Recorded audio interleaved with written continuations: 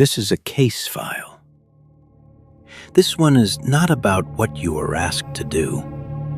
It is about the precise moment you knew you should refuse and did not. Every forensic examination begins with a body and a question. This one begins with a question you have probably never said out loud. Why didn't I just say no, when saying no would have cost me almost nothing? You have called it keeping the peace. You have called it not wanting to make a scene. You have called it just easier to go along with it this one time. None of those words are lies, exactly. They are just the explanation available to someone who has never been shown what was actually happening to them in that moment. 6 findings, 1 final report, and a man who built a machine in a basement at Yale in 1961 specifically to measure how far an ordinary, decent person could be pushed past their own better judgment. Stanley Milgram was a psychologist who built his career around a single uncomfortable question, inherited from watching a war crimes trial. How did ordinary people commit atrocities and then explain themselves by saying they were simply following orders? He did not believe that explanation was a lie. He suspected it might be something far more disturbing, a true description of an actual psychological state, one that could be reproduced, measured, and triggered in almost anyone.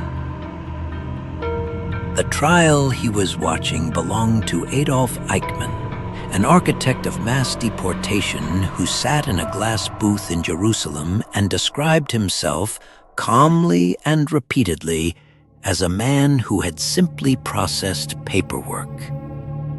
Milgram wanted to know whether that defense could possibly be sincere, and whether the same mechanism, at a vastly smaller scale, was sitting quietly inside ordinary people who had never been anywhere near a war.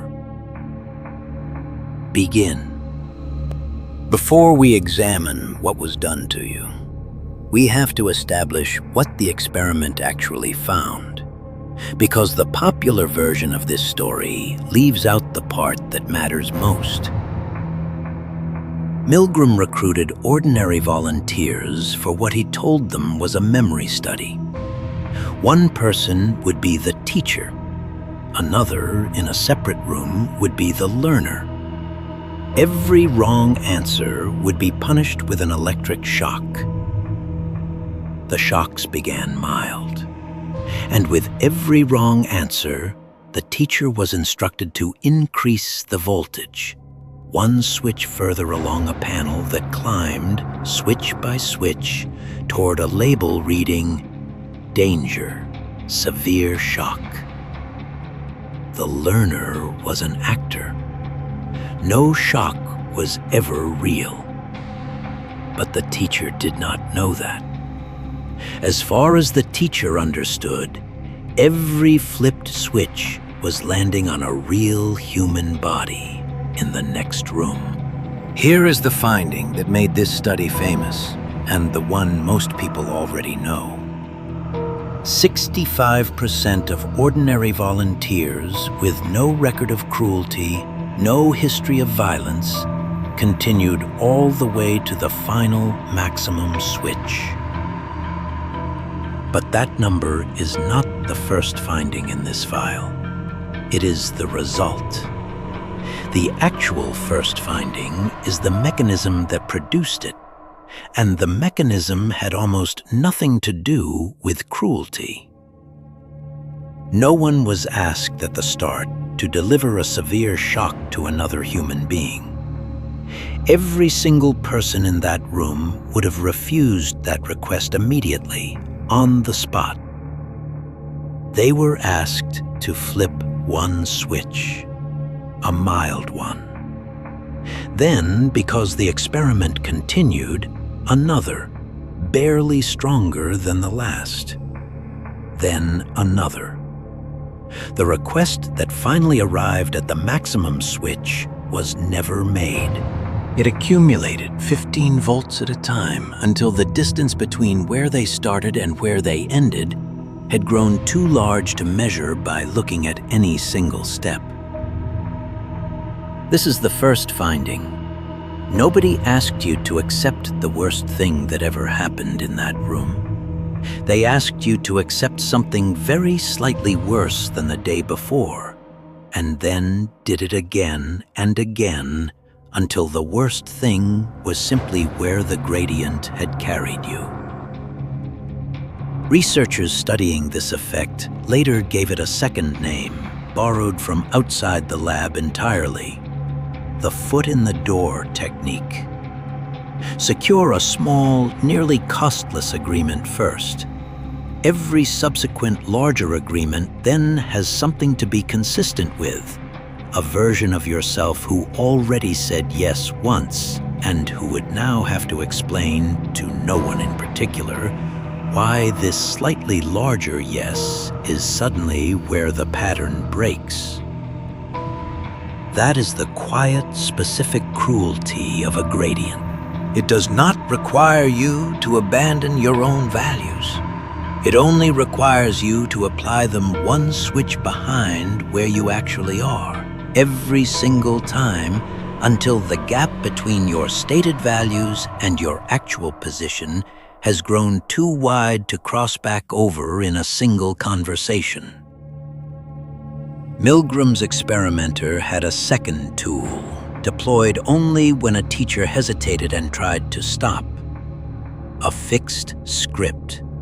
4 lines used in order, each one slightly more forceful than the last. Please continue. If that did not work, the experiment requires that you continue.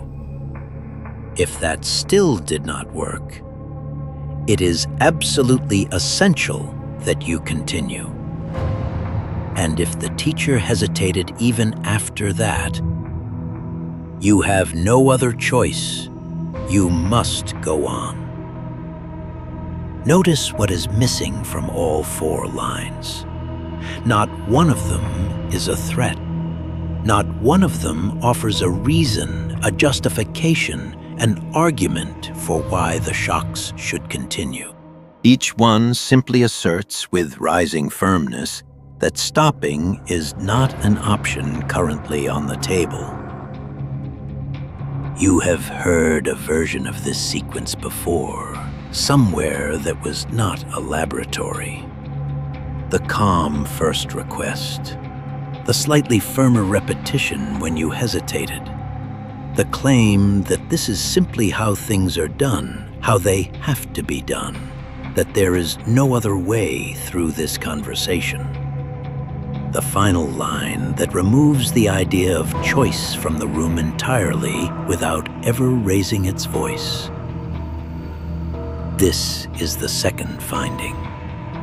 You were not overpowered.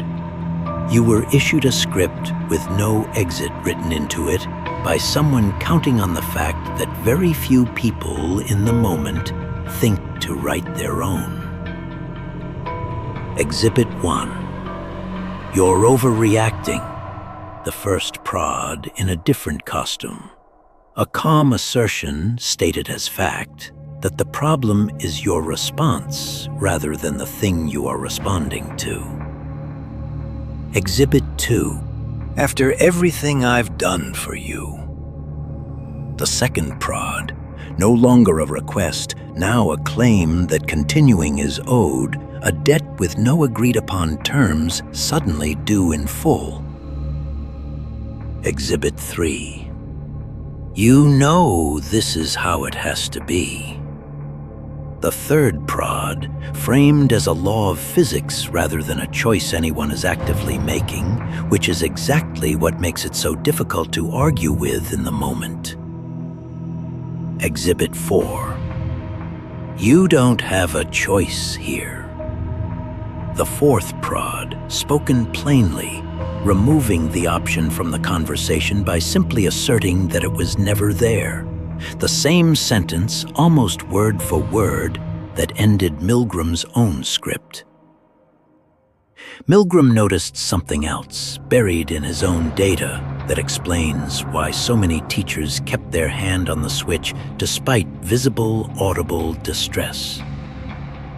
When asked afterward, the most obedient participants rarely described themselves as having decided to hurt someone.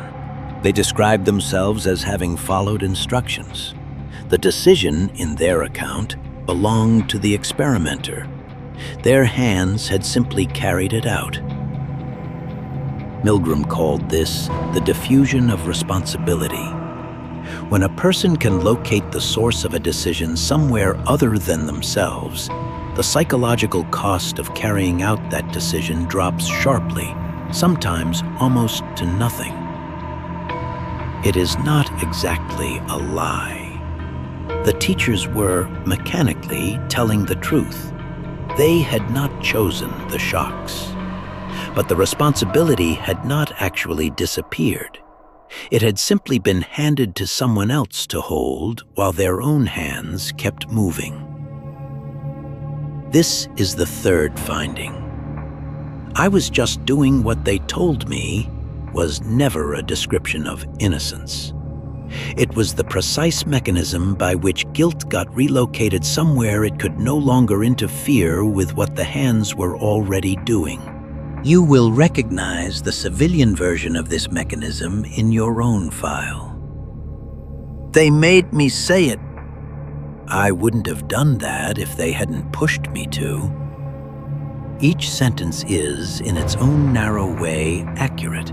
And each one is also doing exactly what Milgram's teachers did, quietly filing the decision under someone else's name while continuing to act on it. The relocation works in both directions. The person directing the pressure gets to believe their hands are clean because they never personally flipped the switch. And the person flipping it gets to believe their hands are clean too, because someone else gave the instruction. Responsibility does not vanish between those two positions. It simply becomes, for as long as both people cooperate with the arrangement, nobody's problem to examine.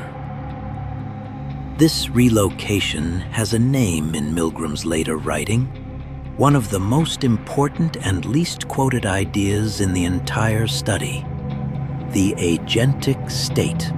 In the agentic state, a person stops experiencing themselves as the author of their own actions. They begin to experience themselves as an instrument, a conduit carrying out someone else's will with their own judgment quietly taken offline for the duration. This explains a specific, disorienting sensation that survivors of coercive relationships describe with uncanny consistency. Watching their own hands do something their mind was simultaneously screaming against and feeling in the moment strangely unable to locate the self that should have been making the decision. That is not weakness. And it is not consent. According to Milgram's own framework, it is a documented, reproducible state that authority structures can induce in psychologically healthy adults, not a permanent trait of the people standing inside it. This is the fourth finding. If you have ever done something at someone else's insistence and then asked yourself afterward with real confusion, where was I during that? There is a name for where you were. You were in the agentic state, and the state was not your idea. Milgram noted something specific about how participants spoke once the agentic state had fully taken hold. The language changed. Sentences that began with I became rare.